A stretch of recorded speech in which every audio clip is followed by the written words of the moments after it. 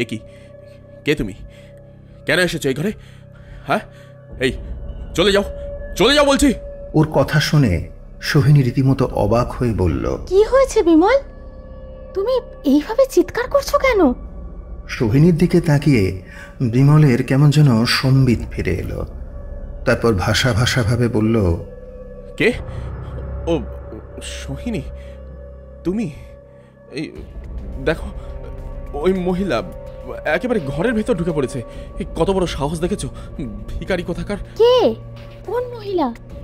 ওই আমি তো কাউকে দেখতে পারছি না। আরে ওই যে ওই মহিলা, মনে নেই? কালকে জানলা বন্ধ করার সময় তোমাকে বললাম, ওই জলার ধারে দাঁড়িয়েছিল। আজকে অফিস যাওয়ার সময়ও দেখলাম ওই ভিখারি গাছের পাশে দাঁড়িয়ে এক দৃষ্টে আমার দিকে তাকিয়েছিল। আমি কিছু না বলে পাশ দিয়ে চলে গিয়েছিলাম, আর এখন দেখো একেবারে ঘরের মধ্যে ঢুকে পড়েছে।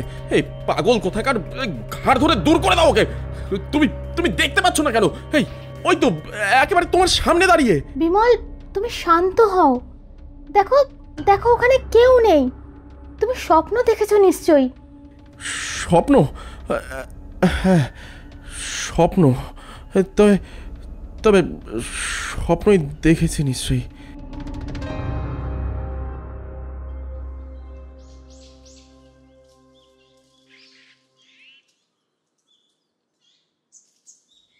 হ্যাঁ গো, বাড়িটা বেশ সুন্দর, তাই না? হ্যাঁ, বেশ সস্তাতেই কিন্তু একটা ভালো বাড়ি ভাড়া পেয়ে গেলাম আমরা। সোহিনীকে কথাটা বলল বিমল। তারা আজই ভাড়াটে হিসাবে এসেছে এই বাড়িতে। তারা আগের যে বাড়িতে ভাড়া থাকতো সেখানে মাত্র একটা ঘরে তাদের থাকতে খুব অসুবিধে হতো। তারপর তার স্ত্রী সোহিনী বর্তমানে অন্তঃসত্ত্বা। তার এখন 4র্থ মাস চলছে। তাদের অবস্থা বেশি ভালো না হলেও স্ত্রী সোহিনীকে সে নিজের জীবনের থেকেও বেশি ভালোবাসে। তারপর এখন তার সন্তান রয়েছে যে তার গর্ভে।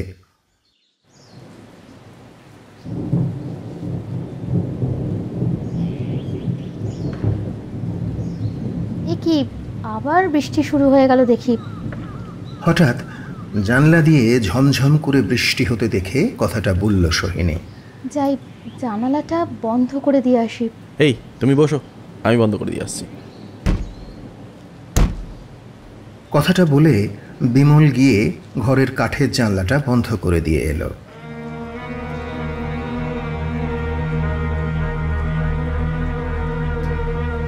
জানো সোহিনী, জানলা দিয়ে বেশ অদ্ভুত একটা দৃশ্য দেখলাম। অদ্ভুত দৃশ্য? কি দেখলে তুমি? দেখলাম এই বাড়ির কাছে যে জলার মাঠটা আছে সেখানে একজন মহিলা দাঁড়িয়ে আছে। হয়তো ভিখারি হবে, গায়ের পোশাক দেখে তো তাই মনে হলো অন্তত পক্ষে। ওখানে দাঁড়িয়ে এক দৃষ্টে তাকিয়ে আছে আমাদের ঘরটার দিকে। বৃষ্টি পড়ছে, বৃষ্টিতে ভিজে যাচ্ছে, তবুও সেখান থেকে নড়ছে না। এক জায়গায় দাঁড়িয়ে সেই মহিলা আমাদের ঘরের দিকে, বা বলা চলে আমার দিকেই তাকিয়েছিল। এতে এত অবাক হওয়ার কি আছে? হয়তো ওই মহিলা পাগল, আর পাগলেরা কি করে সেটা তো তারা নিজেরাও জানে না। বৃষ্টি পড়লেও তাদের সেদিকে কোনো ভ্রুক্ষেপ থাকে না। তাই হবে হয়তো। আর হয়তো এও হতে পারে ওই মহিলার তোমাকে ভালো লেগে গিয়েছিল, সেই জন্য তাকিয়েছিল তোমার দিকে। সোহিনী, তুমিও না। সোহিনীর মজা বুঝতে পেরেই কথাটা বলল বিমল। মজা করে কথাটা বললেও সোহিনী জানে যে তার বর আপাদমস্তক একজন ভালো মানুষ। নিজের বউ ছাড়া অন্য কোনো মহিলার দিকে সে কোনোদিন তাকিয়েও দেখেনি।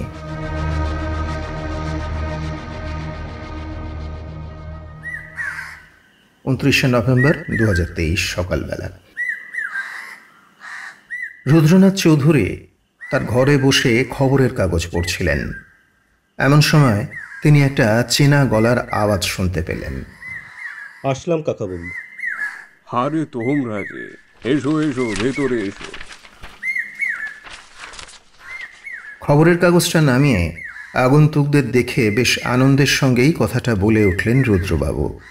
সুমন, অর্পণ আর অজয় ভেতরে এসে বসল। তারা সকলেই এখন বিকম ফার্স্ট ইয়ারে পড়ে। প্রায়ই সকালের দিকে তারা সময় করে আসে তাদেরই পাড়ায় থাকা রুদ্রনাথবাবুর বাড়ি। তাদের বয়সের সাথে রুদ্রবাবুর বয়সের ফারাক বেশ অনেকটা হলেও তাদের সাথে ভালোই বন্ধুত্ব তার। তাছাড়া রুদ্রবাবুর সকল বিষয়েই অগাধ জ্ঞান, তাই তার কথা শুনতে ভালো লাগে বলেও সুমনরা আসে তার কাছে। হরিদা, ও হরিদা, কোথায় গেলে? আগে আসছি দাদাবাবু। রুদ্রনাথের গলার আওয়াজ শুনে হরিদা মানে তার চাকর হরিবাবু তাড়াতাড়ি করে এসে উপস্থিত হলেন তার কাছে। রোগা ছিপছেপে চেহারার হরিবাবু প্রায় ৩৫ বছর ধরে কাজ করছেন রুদ্রবাবুদের বাড়িতে, সেই রুদ্রবাবুর বাবা হরনাথবাবুর সময় থেকেই। রুদ্রবাবুর মতন তিনিও বিয়ে থা করেননি। দেশের বাড়িতে তার মা বাবা অনেক আগেই মারা গেছেন। এখন শেষ বয়সটাতে রুদ্রবাবুদের বাড়িতেই কাজ করেই কাটিয়ে দিতে চান তিনি। বলছি, এই দাদা বাবুরা এসেছেন, এনাদের জন্য একটু চায়ের ব্যবস্থা করো। যে আগে দাদাবাবু। আর হ্যাঁ, সঙ্গে কালকের যে মোয়া বানিয়েছো সেই মোয়াও দুটো করে নিয়ে এসো ওদের জন্য। আগে দাদাবাবু। রুদ্রবাবুর নির্দেশ শুনে চলে গেলেন হরিবাবু। তা তোমাদের খবর বলো, এই কয়দিন আসোনি কেন তোমরা?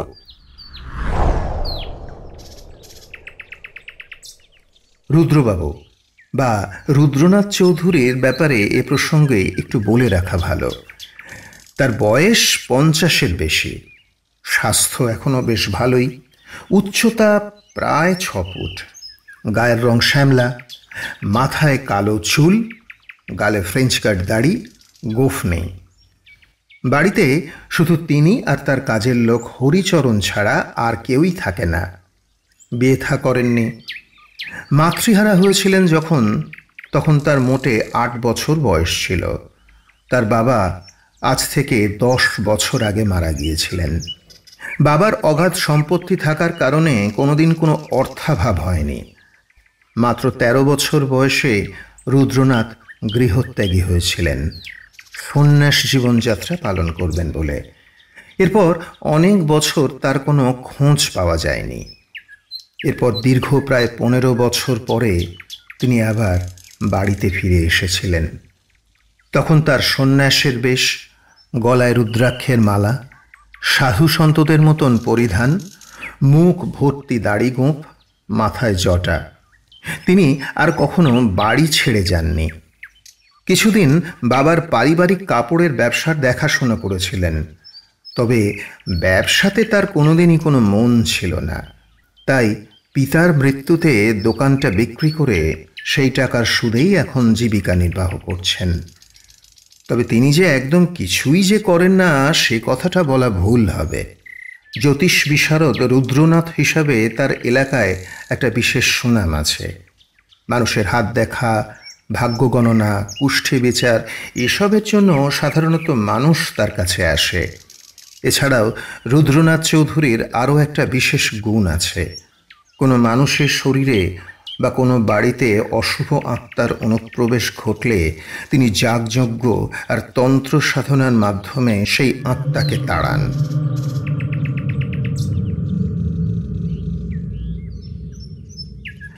বাড়ি থেকে বেরিয়ে তিনি নাকি বেশ কয়েকজন যোগী বাবার সংস্পর্শে থেকে তন্ত্র সাধনার অনেক বিদ্যাই আয়ত্ত করেছেন। এছাড়া অমাবস্যার রাতে শ্মশানে বসে তন্ত্র সাধনাও নাকি তিনি করেছেন। তার অলৌকিক ক্ষমতার কথা অনেকেরই জানা। তাই শুধু এখানকার লোকই নয়, আশেপাশের গ্রাম ও শহরের লোকেরাও তার কাছে বাস্তুদোষ এবং নানা ভৌতিক ও অলৌকিক সমস্যা নিয়ে তার কাছে আসে এবং তিনি সেই সমস্যার যথাযথ সমাধান করে দেন বলেও জানা যায়। অনেকের কাছে তাই তিনি রুদ্রতান্ত্রিক নামেও পরিচিত।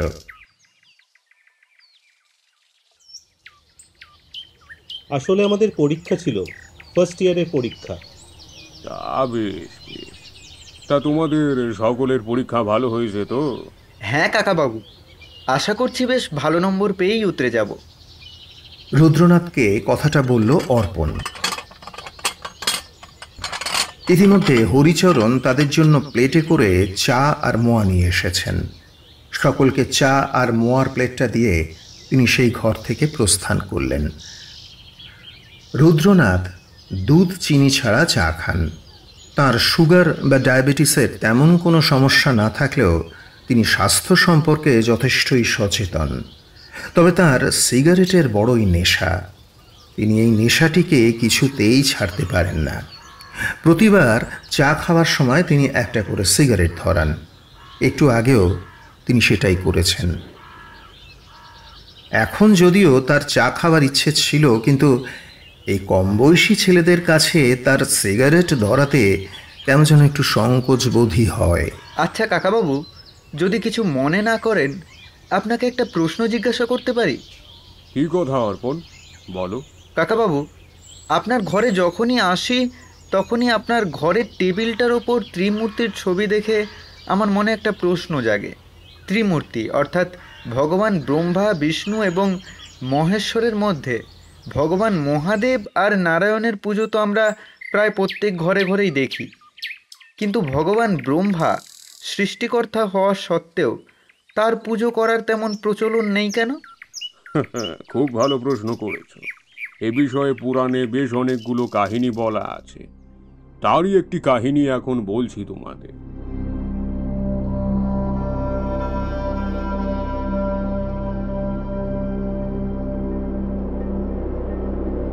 ভগবান ব্রহ্মার 4টি মাথা তোমরা সকলেই দেখতে পাও, কিন্তু তার ছিল 5টি মাথা।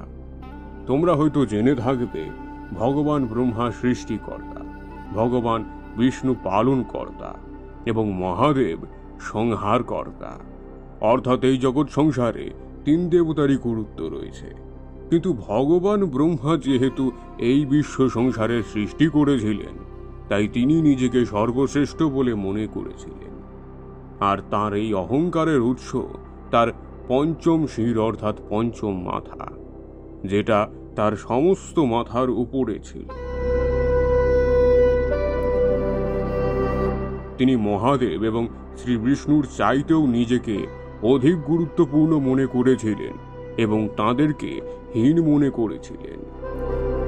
এই কারণের জন্য একবার মহাদেবের সাথে তার মনোমালিন্য শুরু হয় এবং তিনি ভয়ানক রেগে গিয়ে তার রচিত সৃষ্টিকে ধ্বংস করতে উদ্যত।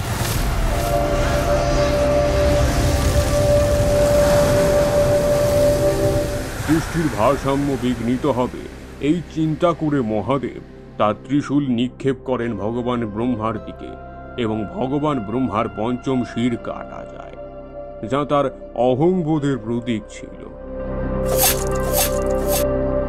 মহাদেব তাকে অভিশাপ দিলেন যে তিনি কোনো রকম পূজা পাবেন না মর্তবাসীদের কাছ থেকে। ভগবান ব্রহ্মা তখন নিজের ভুল বুঝতে পারলেন এবং তিনি মহাদেবের কাছে ক্ষমা চাইলে মহাদেব তাকে ত্রিদেবের মধ্যে স্থান দিলেন। কথিত আছে যে এই কারণের জন্যই ভগবান ব্রহ্মার পূজা সর্বস্থানে দেখা যায় না।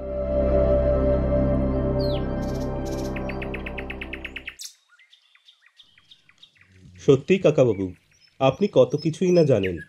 আপনার কাছে আসলে মনটা ভালো হয়ে যায়।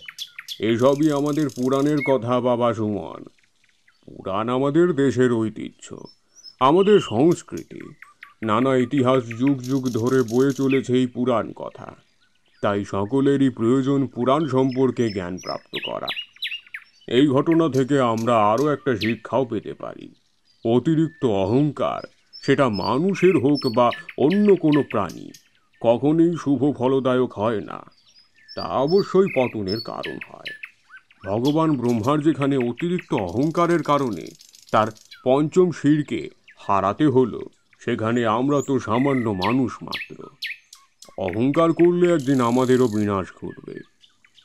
যে গাছ বেশি উচ্চ হয়, জয় হলে সেই গাছটাই আগে ভেঙে মাটিতে পড়ে যায়। রুদ্রবাবুর এই কথা সুমনরা মন দিয়ে শুনতে লাগলো। তার আধ্যাত্মিক জ্ঞান যে কতটা বিস্তৃত সেটাই তারা অনুভব করল।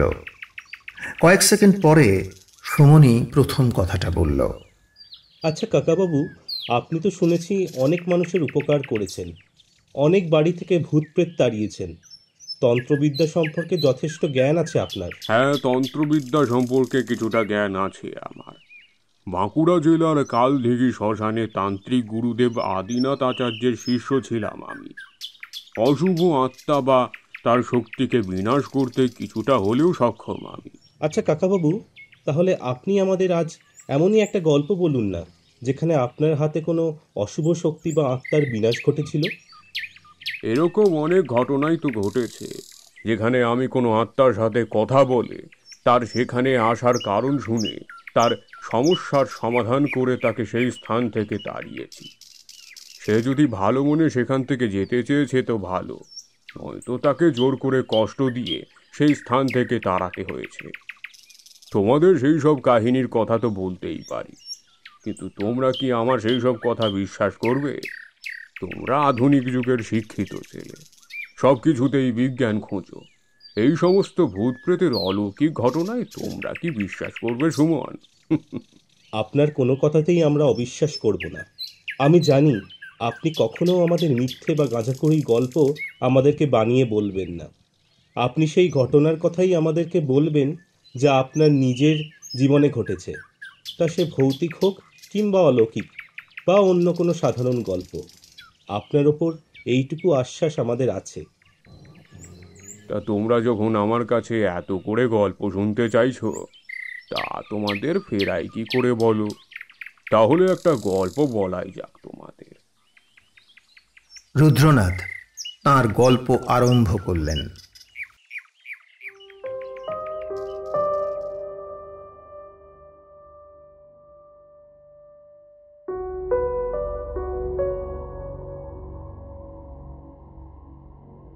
তোমরা তো জানোই আমি খুব ছোটবেলায় বাড়ি থেকে চলে গিয়েছিলাম তন্ত্রবিদ্যা শিখব বলে। তা বাড়ি থেকে বেরিয়ে নানা জায়গায় ঘুরতে ঘুরতে আমার আলাপ হলো বাঁকুড়া জেলার শ্মশানে আদিনাথ আচার্যের সাথে। সেখানে আমি তার কাছে দীক্ষিত হয়ে তার আশ্রমে থাকতে শুরু করলাম। বড় ভালো মানুষ ছিলেন তিনি, আমাকে বড় স্নেহ করতেন। তিনি আমাকে তন্ত্রবিদ্যার নানা অদ্ভুত কৌশল শিখিয়েছিলেন। বেশ অনেক বছর ওখানে কাটানোর পরে একদিন তিনি আমাকে তার ঘরে একাকী ডেকে বললেন, শোনো, তোমার সমস্ত বিদ্যা রপ্ত হয়েছে। এখন আমি চাই তুমি এই শ্মশান জীবন ছেড়ে গার্হস্থ্য জীবন যাপন করো।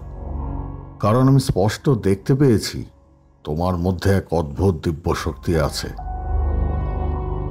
তোমার দ্বারা অনেক মানুষের উপকার সাধন হবে, তোমার নাম হবে, যশ হবে। তুমি এই শ্মশানে আমার সাথে থাকলে সাধারণ মানুষেরা তোমার দিব্য জ্ঞানের আলো থেকে বঞ্চিত হবে। তাই আমার উপদেশ, তুমি এই শ্মশান ছেড়ে চলে যাও।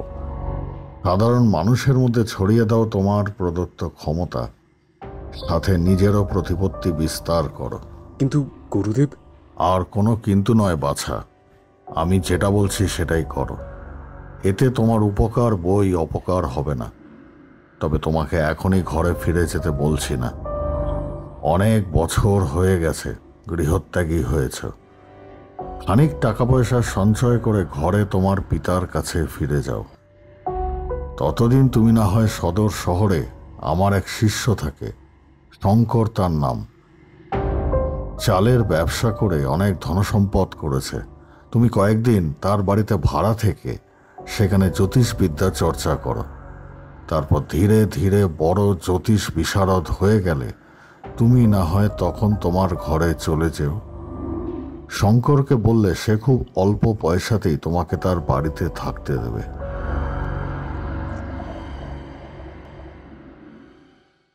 আচার্যের কথা মতনই কাজ করলাম। তার কথা মতন শঙ্কর বাবুদের বাড়িতে ভাড়া থেকে আমি জ্যোতিষ শাস্ত্রবিদ্যা চর্চা করতে লাগলাম এবং সেখানে বেশ পসারও করে ফেললাম। শঙ্করবাবু একা মানুষ ছিলেন, বিয়ে থা করেননি। বাড়িতে শুধু তিনি আর তার বিধবা মা থাকতেন। সেখানে আমার বেশ নামডাকি হয়ে গিয়েছিল।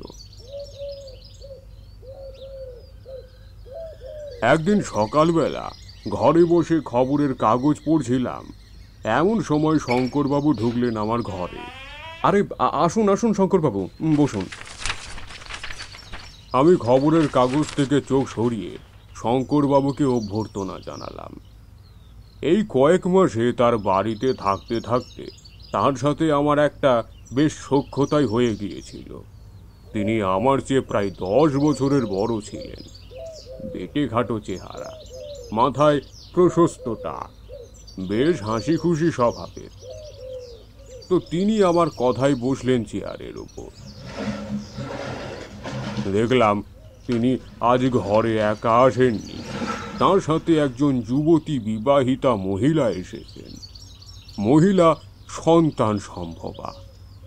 এই মহিলা শঙ্করবাবুর হয়তো পরিচিত হবেন, কিন্তু আমি আগে কোনোদিনও দেখিনি তাকে। বসো মা সোহিনী। শঙ্করবাবু, আপনার সাথে এনাকে তো ঠিক চিনতে পারলাম না। বেশ ইতস্তত করেই বললাম কথাটা। আলাপ করিয়ে দিচ্ছি, ওর নাম সোহিনী, আমার দূর সম্পর্কের মাস্তুতো বোন হয়। আর উনি হচ্ছেন রুদ্রনাথ বাবু, যার কথা তোমাকে বলেছিলাম। নমস্কার। আমিও সোহিনী দেবীকে প্রতি নমস্কার জানালাম। আসলে একটা বিশেষ দরকারে একটু সমস্যা এসেছি আপনার কাছে। আমি জানি আপনি আদিনাথ আচার্যের শিষ্য ছিলেন, হয়তো বিশেষ ক্ষমতাও আছে আপনার কাছে, তাই এসেছি আপনার কাছে। সমস্যা? কি ধরনের সমস্যার কথা বলছেন আপনি? মা সোহিনী, তুমি বরং বলো। তুমি বললেই উনি হয়তো বিষয়টা ভালো বুঝতে পারবেন। আসলে আমার স্বামীর বেশ কয়েকদিন হলো কিছু সমস্যা হয়েছে, কোনো অসুখ দেখা গেছে। অসুখ? কি ধরনের অসুখের কথা বলছেন আপনি? আমার স্বামী ও কোনো একজন মহিলাকে দেখতে পায়, যাকে আমি বা অন্য কেউই দেখতে পায় না।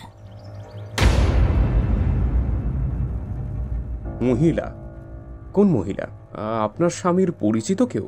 জানি না, ও তো বলে ও ওই মহিলাকে চেনে না, কোনোদিন দেখেনি পর্যন্ত। প্রায় সারাদিন ঘরের মধ্যে, এমনকি বাইরেও ও সেই মহিলাকে দেখতে পায়। ও বলে নাকি কোনো ভিখারির মতন দেখতে সেই মহিলাকে। পরনে নাকি ছেঁড়া নোংরা পোশাক থাকে। স্থির দৃষ্টিতে সে তাকিয়ে থাকে বিমলের দিকে। মনে তো হচ্ছে কোনো অতৃপ্ত অশরীরী আত্মা কিছু বলতে চায় আপনার স্বামীকে, কিন্তু কি বলতে চায় সেটা হয়তো আপনার স্বামী ঠিক বুঝতে পারছে না। আচ্ছা সোহিনী দেবী, আপনার স্বামী কতদিন ধরে এরকম অদ্ভুত আচরণ করছেন? এই তো প্রায় দিন 15 হলো। একদিন রাতের বেলা হঠাৎ করে আমার স্বামীর চিৎকারে ঘুম ভেঙে গেল। শুনলাম অন্ধকার ঘরের দিকে তাকিয়ে বিমল চিৎকার করছে।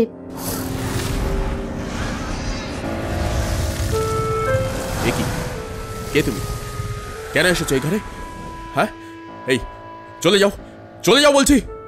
ওর কথা শুনে সোহিনী রীতিমতো অবাক হয়ে বললেন, কি হয়েছে বিমল? তুমি এইভাবে চিৎকার করছো কেন? কে?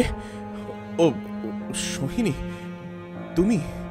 এই দেখো, ওই মহিলা একেবারে ঘরের ভেতর ঢুকে পড়েছে। কত বড় সাহস দেখেছো? ভিখারি কোথাকার। কে? কোন মহিলা?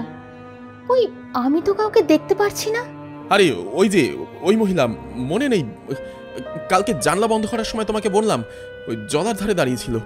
আজকে অফিস যাওয়ার সময়ও দেখলাম ওই ভিখারি গাছের পাশে দাঁড়িয়ে একদৃষ্টে আমার দিকে তাকিয়েছিল। আমি কিছু না বলে পাশ দিয়ে চলে গিয়েছিলাম, আর এখন দেখো একেবারে ঘরের মধ্যে ঢুকে পড়েছে। এই পাগল কোথাকার, ঘাড় ধরে দূর করে দাও ওকে। তুমি তুমি দেখতে পাচ্ছ না কেন?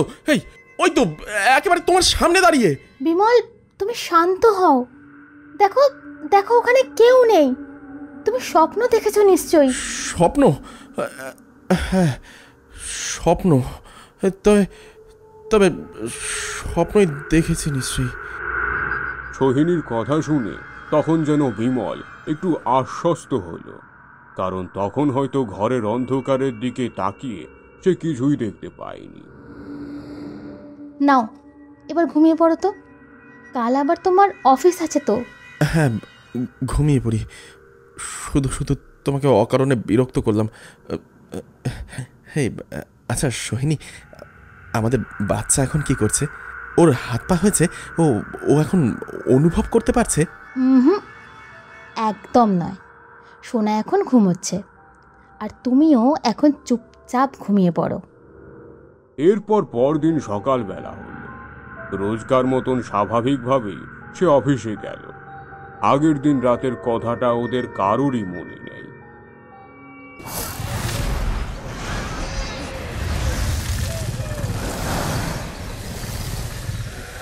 কথাটা বলে সোহিনী দেবী একটু থামলেন, তারপর আমাকে বললেন, আচ্ছা, একটু জল পাওয়া যাবে? হ্যাঁ হ্যাঁ, আমি এক্ষুনি দিচ্ছি। আমি ঘরের কুঁজো থেকে এক গ্লাস জল নিয়ে সোহিনী দেবীকে দিলাম। তিনি এক ঢুকেই গ্লাসের জলটা খেয়ে নিলেন। দাও মা, গ্লাসটা আমাকে দাও। সোহিনী দেবীর হাত থেকে গ্লাসটা নিয়ে নিলেন শঙ্করবাবু।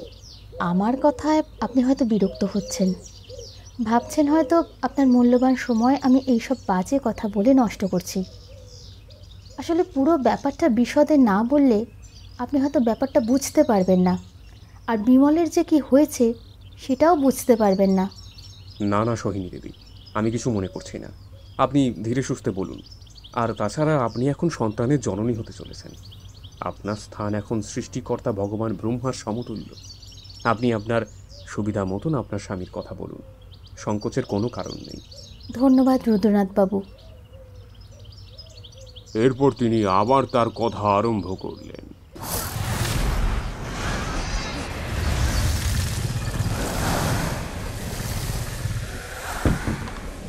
সেই দিন অফিস থেকে ফিরে আসার পর সোহিনী বিমলকে এক গ্লাস জল দিল। ওটা ওর প্রতিদিনকার অভ্যেস ছিল। আসার পর জল খেয়ে তারপর চা খায়। জলের গ্লাসটা হাতে নিয়ে হঠাৎ করে যেন কিছু একটা দেখে তার হাত থেকে সেটা পড়ে গেল। এ কি, তুমি তুমি এখানে কি করছো? বেরিয়ে যাও, বেরিয়ে যাও এই ঘর থেকে।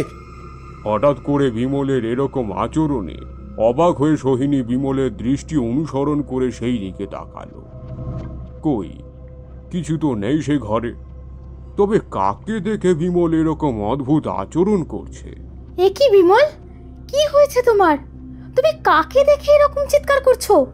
ওই দেখো না, ওই ভিখারিটা, তোমাকে কালকে যার কথা বললাম, ঘরের মধ্যে ঢুকে পড়েছে। তুমি দেখছো না? কে চাও তুমি? কেন আমার বাড়ির সামনে, আমার অফিসের সামনে এরকম ঘুরঘুর করে বেড়াচ্ছ? আর এখন তো আমার ঘরের মধ্যেও ঢুকে পড়েছো। শেষের কথাটা সে ওই মহিলার উদ্দেশ্যেই বলেছিল, কিন্তু সেই মহিলা কোথায় যাকে বিমল শুধুমাত্র দেখতে পাচ্ছে, সোহিনী দেখতে পাচ্ছে না? তবে কি বিমলের কোনো অদ্ভুত অসুখ করল যার কারণে সে কোনো মহিলাকে দেখতে পাচ্ছে? বিমল, শান্ত হও। দেখো দেখো, কোথাও কেউ নেই। এই ঘরে শুধু তুমি আর আমি আছি। মেনকা মাসি অনেকক্ষণ আগেই কাজ করে চলে গেছে। আরে সোহিনী, তুমি কেন দেখতে পাচ্ছ না ওকে? ওই তো ওখানে। দরজার দিকে আঙুল নির্দেশ করে কিছু একটা দেখাতে গিয়ে হঠাৎ করেই ও শান্ত হয়ে গেল। আরে কোথায় গেল? এখানেই তো দাঁড়িয়ে ছিল। এত তাড়াতাড়ি চলে গেল কিভাবে? বিমল, তুমি শান্ত হও। ওখানে কেউ দাঁড়িয়ে ছিল না, সবই তোমার মনের ভুল। না না, ও এখানেই দাঁড়িয়ে ছিল, এখানেই ছিল। তবে তবে তবে আমি কি ভুল দেখলাম? মানে এখানে কেউ দাঁড়িয়ে ছিল না। বিমল, মনে হচ্ছে তোমার অফিসের কাজের খুব চাপ পড়েছে, সেই কারণেই তুমি হয়তো এমন ভুলভাল দেখছো। না সোহিনী, তুমি বিশ্বাস করো।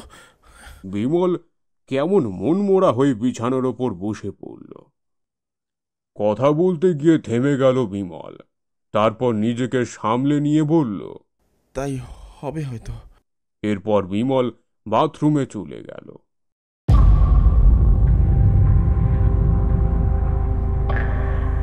পরদিন অফিসে যাওয়ার জন্য খেতে বসেই হঠাৎ করেই বিমল চিৎকার করে উঠল, এ কি, তুমি তুমি তুমি আবার এসেছো এখানে? তুমি তুমি কি চাও? কি চাও বলো তো তুমি? হঠাৎ খেতে বসে বিমলের এমন চিৎকার শুনে অবাক হয়ে কথাটা বললেন সোহিনীদের কাজের মাসি মেনকাদি। কে গো দাদা বাবু? এখানে তো শুধু বৌদিমণি আর আমি ছাড়া আর কেউই নেই। না না, কেউ নেই। ও আমি এমনি বলছিলাম। হঠাৎ করে স্বাভাবিক হয়ে গিয়ে কথাটা বলল বিমল। সোহিনীও ততক্ষণে বুঝে গেছে বিমল কেন হঠাৎ করে খেতে বসে এমনভাবে চিৎকার করে উঠেছে। নিশ্চয়ই আবার সেই পাগল মহিলাকে সে দেখতে পেয়েছে চোখের সামনে, যাকে সোহিনী বা মেনকাদি কেউই দেখতে পায়নি। কিন্তু সোহিনী মেনকাদির সামনে বিমলকে কিছু না বলে চুপ করে থাকলো। আমি এখন উঠলাম। এ কি বিমল, খাবারটা খেয়ে নাও। বিমল বাকি খাবারটা না খেয়েই উঠে পড়ল। সে অফিসে চলে গেল। বৌদিমণি গো, দাদা বাবুর কি শরীর খারাপ করছে নাকি? হঠাৎ এমন করে চিৎকার করে উঠলো কেন? না না, কিছু হয়নি। ওই আজকে অফিসে একটু তাড়া ছিল তো, তাই। মেনকাদিকে যে করে হোক বোঝানো গেল, কিন্তু সোহিনীর দুশ্চিন্তা বাড়তে লাগলো। কে ওই পাগলি মহিলা, যাকে শুধুমাত্র বিমল ছাড়া আর কেউ দেখতে পাচ্ছে না, আর তাকে অকারণে দেখছেই বা কেন? তবে কি বিমলের কোনো মানসিক সমস্যা দেখা দিয়েছে?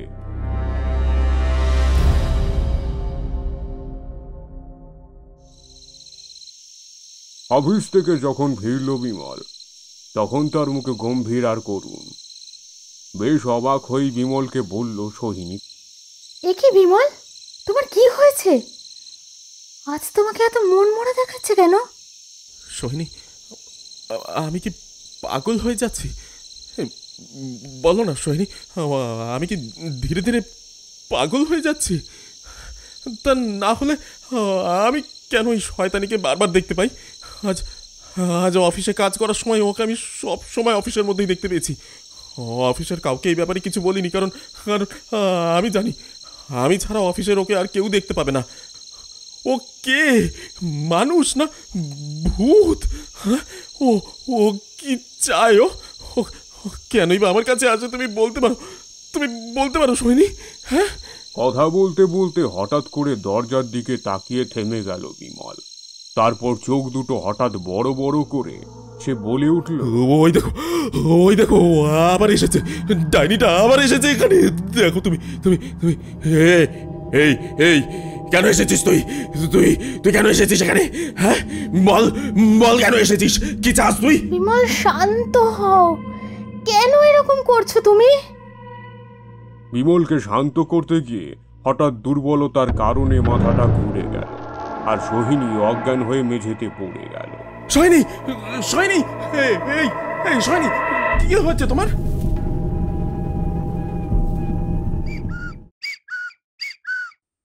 জ্ঞান যখন ফিরল, তখন আমি বিছানাতে শুয়ে আছি। ডাক্তারবাবু আমাকে পরীক্ষা করছেন। একটু থমকে গিয়ে সোহিনী বলল, এরপরের ঘটনাগুলো সংক্ষেপেই আপনাকে বলছি রুদ্রনাথবাবু। এরপর থেকে প্রায় প্রতিটা মুহূর্তেই বিমল ওইভাবে চিৎকার করে উঠত। 2 দিন পরে বিমলের চাকরিটাও চলে গেল। ওর অফিসের বড়বাবু ওকে ডেকে বলেছিল ওর অফিসের কাজকর্মে নানা রকম ভুল হচ্ছে, ওর মানসিক পরিস্থিতি ঠিক নেই। এরপর থেকে বিমল সবসময় বাড়িতেই থাকে। একটা ঘরের মধ্যে সারাদিন দরজা জানালা বন্ধ করে চোখ বুজে শুয়ে থাকে। কিছু খেতে চায় না, আর ক্ষণে ক্ষণেই বলে ওঠে, ওই দেখো ওই দেখো, ও এসে গেছে, ও আবার এসে গেছে।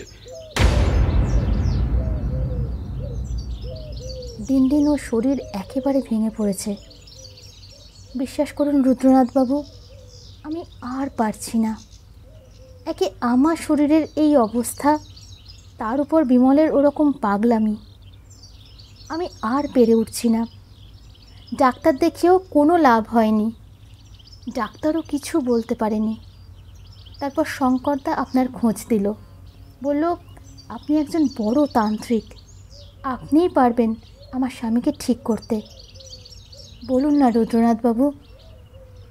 দেখো মা, আমি তোমার তরফ থেকে যথাসাধ্য চেষ্টা করব যাতে তোমার স্বামী বিমলবাবু সম্পূর্ণ সুস্থ হয়ে যেতে পারেন, কিন্তু তার জন্য আমাকে তোমাদের বাড়িতে যেতে হবে। তোমার যদি কোনো আপত্তি না থাকে।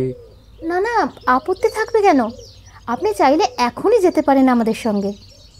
আচ্ছা মা, তোমার স্বামী মানে বিমলবাবু এখন বাড়িতেই আছে তো? হ্যাঁ রুদ্রনাথবাবু, আপনাকে বললাম না, ও বাড়ি ছেড়ে কোথাও নড়ে না। বাড়িতেই খিল দিয়ে দরজা আটকে বসে থাকে। আচ্ছা রুদ্রনাথ বাবু, ওর কথা শুনে কি মনে হচ্ছে? এটা কি ওদের বাড়ির কোনো সমস্যা? মানে ওদের বাড়িতেই কি কোনো ভূত প্রেত? না শঙ্করবাবু, আমার কিন্তু সেরকমটা মনে হচ্ছে না। আমার মনে হচ্ছে না এটা কোনো বাস্তু সমস্যার কারণে হচ্ছে। এটা যদি কোনো বাস্তু সমস্যার কারণে হতো তবে বিমলবাবু শুধু বাড়ির মধ্যে সেই অতৃপ্ত আত্মাকে দেখতে পেত, অন্য কোথাও দেখতে পেত না। আমার মনে হয় বিমলবাবুর আগের করা কোনো দোষের কারণে সেই অতৃপ্ত আত্মা তার উপর প্রতিশোধ নিতে এসেছে। কিন্তু আমার বিমল তো... আহা সোহিনী দেবী, উদ্বিগ্ন হবেন না। আমি এটা বলতে চাইছি না যে বিমলবাবুর কোনো চরিত্রের দোষ ছিল। হয়তো অন্য কোনো রকম দোষও করেছিলেন, হয়তো কোনো রকম শারীরিক নির্যাতন করেছিলেন, ভিখারি ভেবে তাচ্ছিল্য করে তাকে লাথি বা চড় মেরেছিলেন, আর সে কারণেই হয়তো তার মৃত্যু ঘটেছিল। অনেক আগে ঘটেছিল বলে হয়তো তার কিছু মনে পড়ছে না, এমনটাও হতে পারে। তবে বিমলবাবুর সাথে দেখা না হলে আমি নিশ্চিতভাবে কিছুই বলতে পারছি না। চলুন আপনাদের বাড়িতে যাওয়া যাক, ওনার সাথে দেখা করলেই একমাত্র সব রহস্যের সমাধান করা যাবে। চলুন।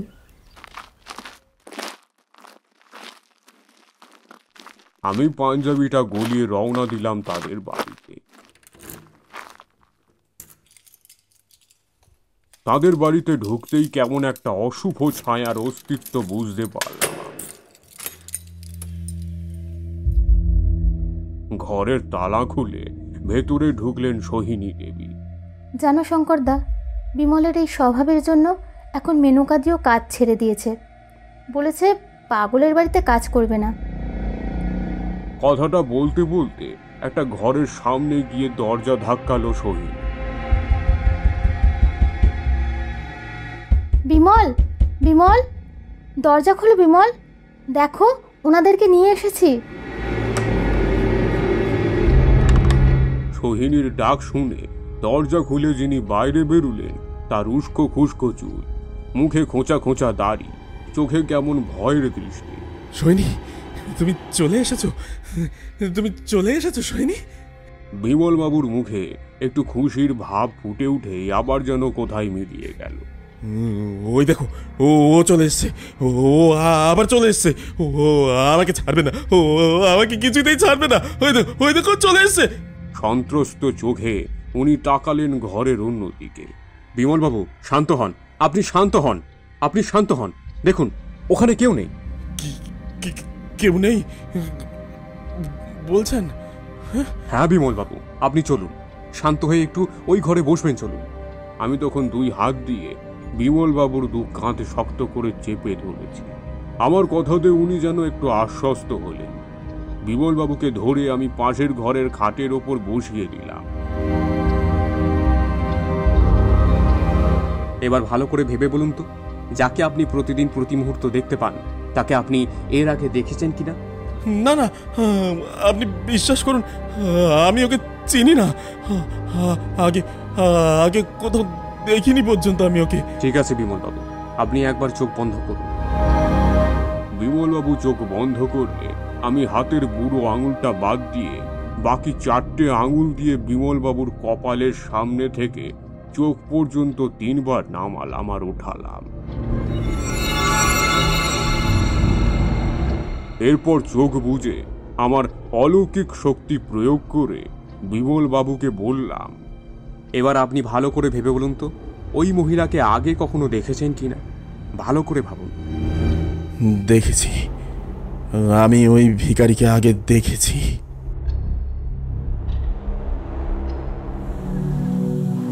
কুড়ি বছর আগের কথা। তখন অন্ধকার রাত ছিল। আমি আমার বন্ধু অসিতের সাথে তার স্কুটারে চেপে আসছিলাম, বিয়ে বাড়ি থেকে ফিরছিলাম। আমার আরেক বন্ধু কল্যাণের দিদির বিয়ে ছিল। নির্জন অন্ধকার রাস্তা। হঠাৎ অসিত গাড়িটা থামিয়ে দিল। আমি তাকে গাড়ি থামানোর কারণ জিজ্ঞেস করলে সে সামনের দিকে ইশারা করলো। আমি দেখলাম একটা ভিখারি গোছের মহিলা তার কোলের ছেলেকে, ছেলের বয়স হয়তো 4-5 বছর হবে, তাকে নিয়ে দাঁড়িয়ে আছে ঠিক আমাদের গাড়ির সামনে। ছেলেটা তখন অচৈতন্য অবস্থাতে রয়েছে। আমাদের দেখে সেই পাগল ভিখারি সামনের দিকে এগিয়ে এলো। বাবু, বাবু, আমার ছেলেটার না খুব জ্বর, একটু একটু হাসপাতালে নিয়ে চলুন না বাবু, নইলে আমার ছেলেটা বাঁচবে না। আরে আরে, কি করছো? কি ছুঁয়ে দেবে নাকি? নতুন জামা কাপড় পরে আছি। অজিত, তুই এখানে দাঁড়িয়ে গেল কেন ভাই? তাড়াতাড়ি গাড়িটা স্টার্ট দে আর এখান থেকে চল। একটু দয়া করুন বাবু, আমার জন্য না হোক, অন্তত অন্তত এই বাচ্চা ছেলেটার কথা ভেবে। হিমাল, মানে বলছিলাম কি ভাই, এ অসিত, তুই কি এই ভিখারির কথায় পাত্তা দিচ্ছিস নাকি? হ্যাঁ, দেরি না করে তাড়াতাড়ি চল এখান থেকে। এসব ভিখারিদের নিয়ে কোনো কাজ নেই, শুধু শুধু মানুষের এক গাদা টাকা খসানো। পরোপকারের বোধ মনে এখন না জাগিয়ে তাড়াতাড়ি চল এখান থেকে। গাড়ি স্টার্ট দে বলছি। অসিত গাড়িতে স্টার্ট দূর থেকে তখন সেই ভিখারির করুণ আর্তনাদ শোনা যাচ্ছে। বাবু, বাবু, বাবু, আমাকে একটু দয়া করুন বাবু, আমার ছেলেটাকে বাঁচান বাবু।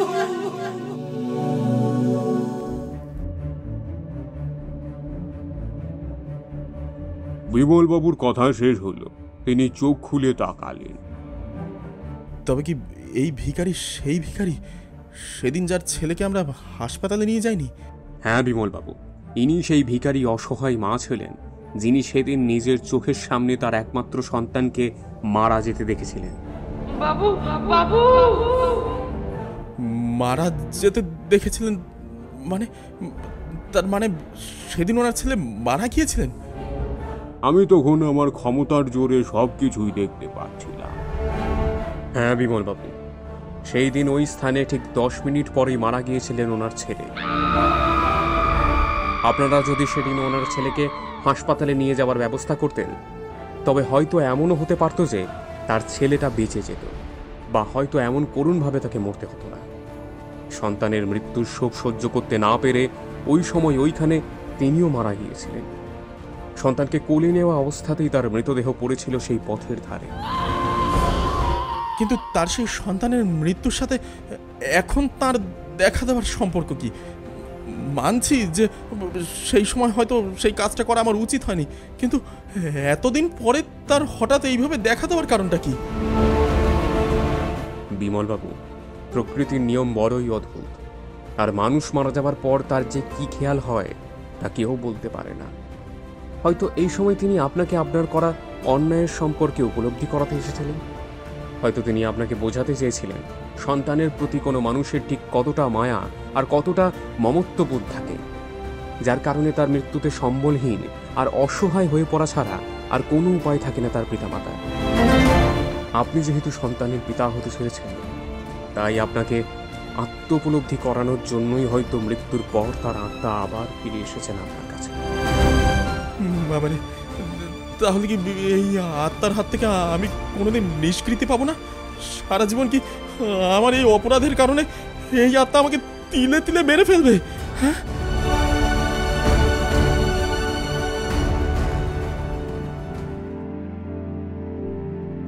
এর থেকে আপনি নিষ্কৃতি পেতে পারেন যদি আপনারা গয়ায় গিয়ে সেই মহিলা আর তার মৃত ছেলের আত্মার শান্তির উদ্দেশ্যে পিণ্ডদান করেন। তবেই হয়তো ওই আত্মা চিরমুক্তি লাভ করবে, আর আপনার সন্তানও সুষ্ঠুভাবে পৃথিবীর আলোর মুখ দেখতে পাবে। আপনি যা বলবেন তাই হবে বাবা। আমি যত দ্রুত সম্ভব গয়ায় গিয়ে পিণ্ডদান করে সেই অতৃপ্ত আত্মাদের চিরমুক্তির ব্যবস্থা করছি। আর আমি ক্ষণকালের জন্য এই গৃহবন্ধনীর ব্যবস্থা করছি।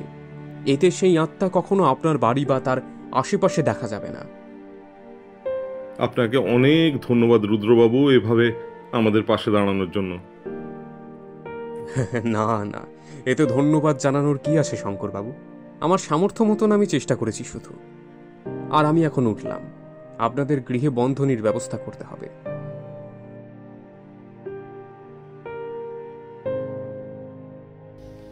কথাটা বলে থামলেন রুদ্রনাথ। সুনন্দরা বুঝল তার গল্প শেষ হয়ে গিয়েছে। আচ্ছা কাকাবাবু, এরপর কি হলো? এরপর বিমলবাবু নিশ্চয়ই আর কোনোদিন সেই ছায়ামূর্তিকে দেখেননি? না, যতদিন ছিলাম শঙ্করবাবুর কাছ থেকে প্রায় তাদের খবর নিতাম। তারপর বিমলবাবু সম্পূর্ণরূপে সুস্থ হয়ে গিয়েছিলেন, নতুন একটা চাকরিও খুঁজে নিয়েছিলেন। এরপর তাদের একটা ফুটফুটে কন্যা সন্তান হয়েছিল। একদিন সেই কন্যাকে নিয়ে বিমলবাবু আর সোহিনী দেবী এসেছিলেন শঙ্করবাবুদের বাড়ি। আমার কাছেও এসেছিলেন। আমাকে সেই কন্যা সন্তানকে আশীর্বাদ করতে বলেছিলেন সোহিনী দেবী। তিনি বলেছিলেন আমার জন্যই নাকি তাদের পরিবার সুখ শান্তি আবার ফিরে পেয়েছে। আমি সেই কন্যা সন্তানকে 2 হাত ভরে আশীর্বাদ করেছিলাম, আর তাদের এটাও বলেছিলাম যে সবই ভগবানের ইচ্ছা, তার ইচ্ছা ছাড়া সংসারের কোনো কার্যই সম্পন্ন হয় না। মানুষ তো শুধুমাত্র একজন মাধ্যম মাত্র। কথাগুলো বলে রুদ্রনাথ পরম তৃপ্তির হাসি হাসলেন।